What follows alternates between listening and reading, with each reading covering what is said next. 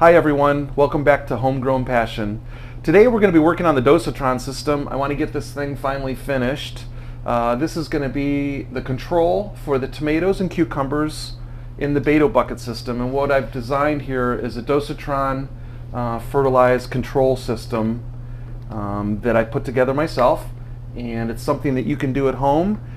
It doesn't need to be this big unless you're running 80 Bato buckets like we are. In a smaller system, you can get away with using a smaller Dosatron system, and instead of having 3, you can have 2. In a 2 system, you could do this for pH and one of these in a pre-mixed hydroponic solution that's like a vine crop fertilizer that would inject it right into the system. So basically how this is going to work is we have fresh water coming up through the Dosatrons. We're doing a little mixing pot right here. I'm going to put the controls here for the monitoring system of EC and pH, and then I've got a little filter, a little pressure valve, so we can make sure that everything in here is working okay.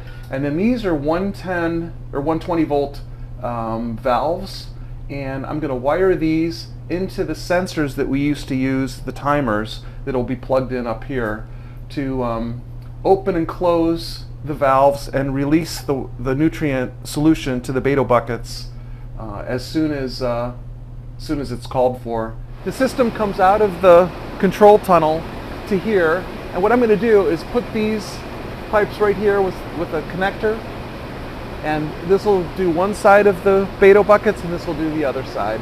And so I'm going to plumb this in today, and I'll show you how I'm going to do that. So I have to hurry up and get this done because these tomatoes are really taking off, and the cucumbers as well. These beans.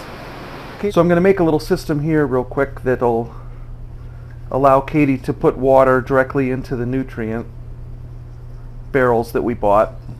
It's going to be the same thing. It'll have a 3/8 clear tube on here and a valve that'll allow fresh water to go into each one of these 25-gallon nutrient barrels. So I have this going to a PEC fitting, and this is PEC pipe made by Shark Bite. Oh boy.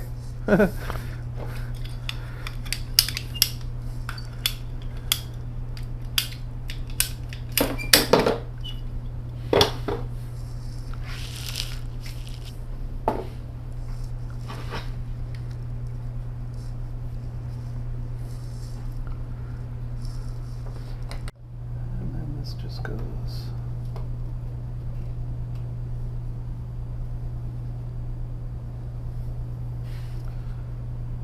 Then I'll put a clear line right here so that Katie can use it for filling up the blue tanks. Okay, then with a special tool, you just put it on there.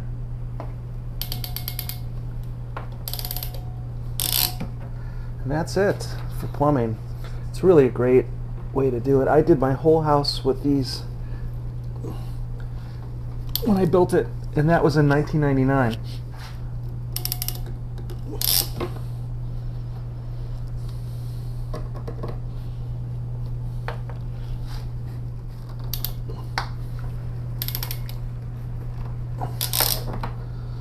There we go. I think I'll put a clamp on this to kind of hold it in a little bit.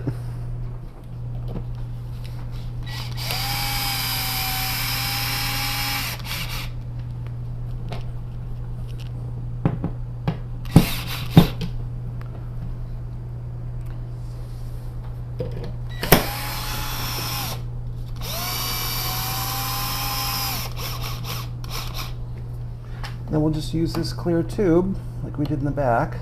Be able to give us some water. So here I'm just putting this hose on these barb connectors. I want to be able to take this down every year because these things get kind of messed up after time, and I think it's better if you just replace these hoses once a year. Now right now I'm just going to worry about the plants that we have planted, the Bato buckets, but after this, after we get the other side planted, I'll put a T right here and it'll go over to the other side. And so this one will be for tomatoes, and the other pipe that's coming out of the wall will be for the cucumbers and for the peppers.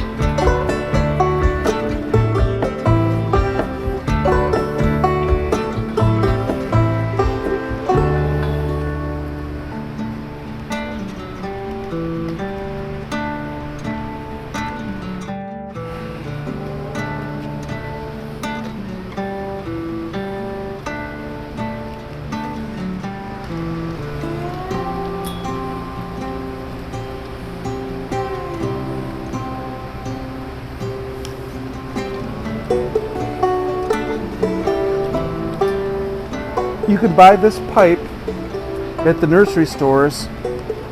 It's like a 500-foot roll, really inexpensive. And this is really the best way to go for drip irrigation. You can use this outside. You can also, we use it in here for the Bato buckets, but it just works great for everything.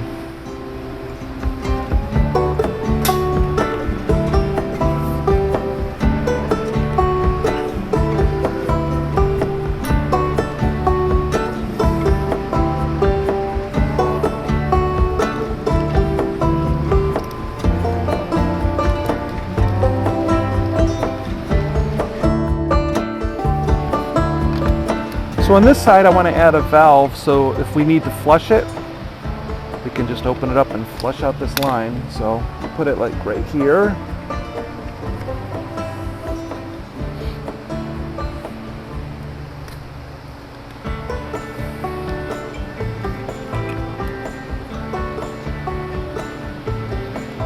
These valves are made for this line. Again, you can pick them up at the nursery store, pretty inexpensive.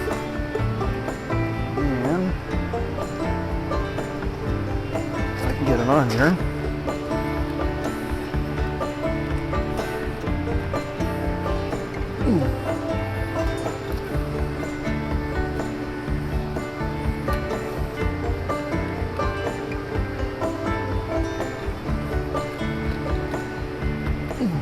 Okay, that side. On the other side, we'll add a plug.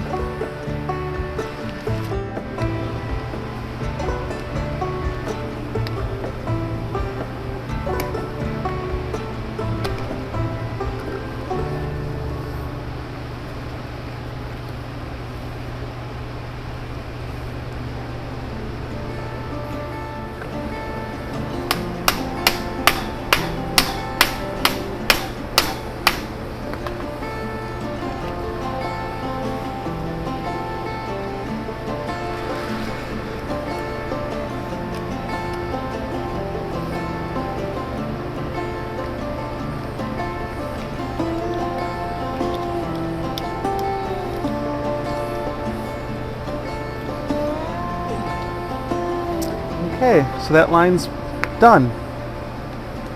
So I like to zip tie this feed line to the Bato buckets. I think it looks nicer, and I think it just helps when the plants get bigger. You don't have to worry about this moving around at all. So it's just a zip tie. Voila. From here I'll put the connectors in to actually water the plants.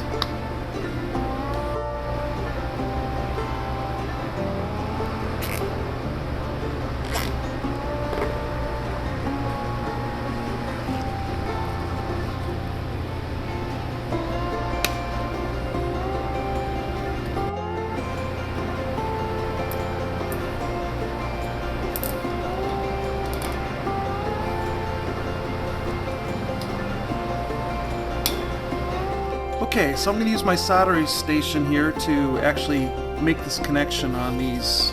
This is a 110 volt coil, and this is an extension cord that I cut off, I think, an old computer. So we'll use a little flux here first. Put this on.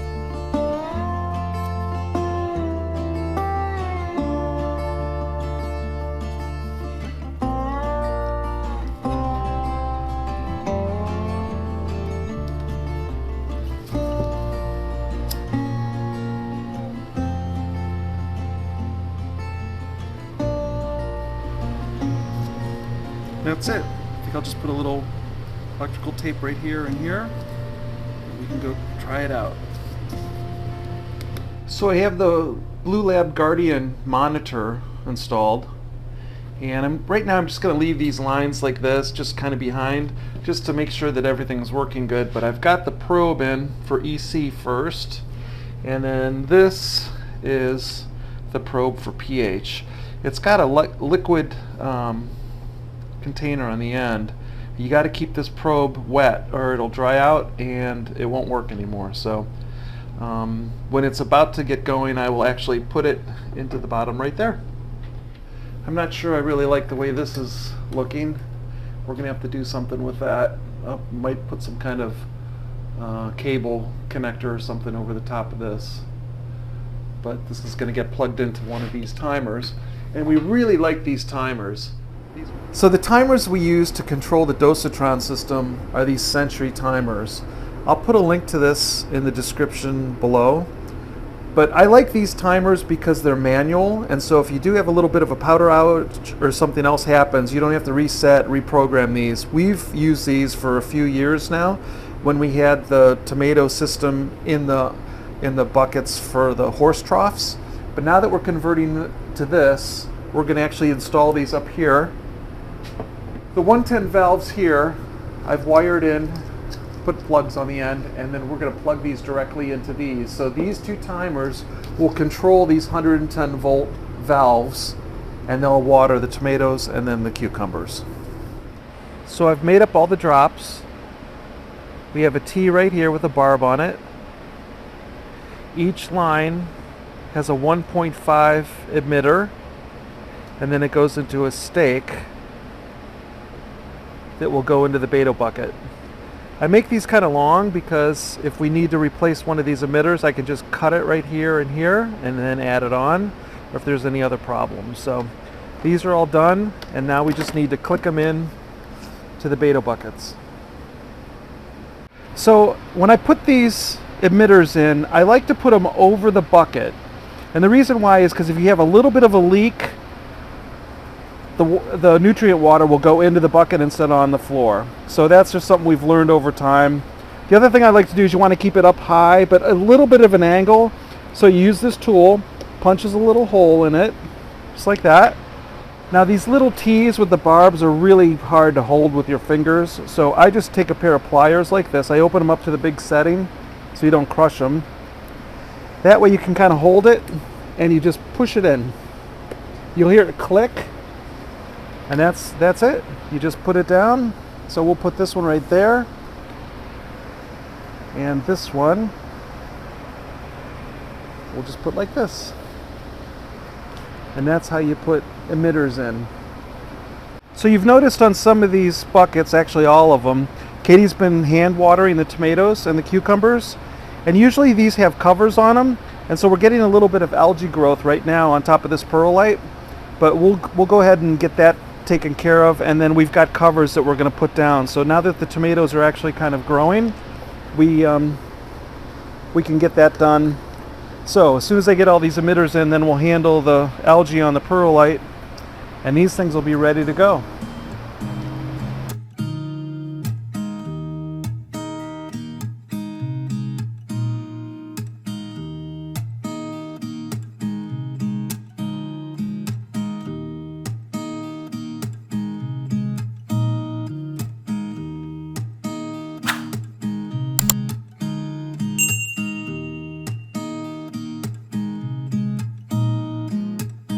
These are the emitters we use, and I'll put a link down below on where to find them.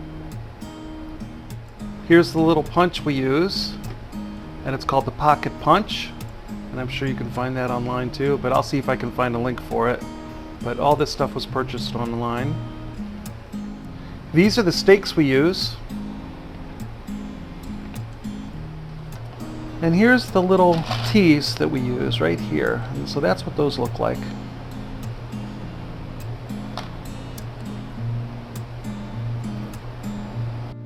This is the spaghetti tube we use, and it comes in a big roll. And that's what's tied into the emitters and to the stakes. So as I did in the back, I've got a water line here that goes down into this tube, and we'll use this line right here to actually mix up our nutrients in the different 25-gallon barrels.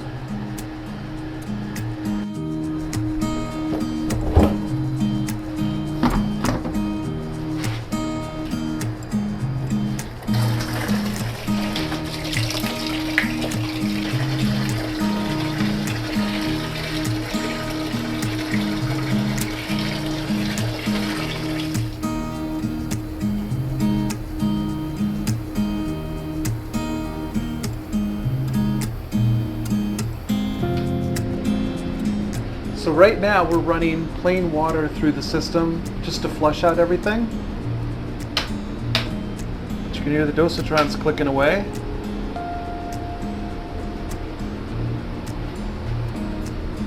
Valves are working good. Okay, so here we go. Yep, that should do it. So I think I've got it. Everything's working good. I don't have any leaks. We have water out to the tomatoes and the cucumbers. We're going to continue flushing this until these tanks get a little bit warmer. And then Katie's going to do up her nutrient solution, and I'll show you that in the next video. So I think that's going to be it for the video today. Hope you guys liked it, and we'll look forward to seeing you on the next video.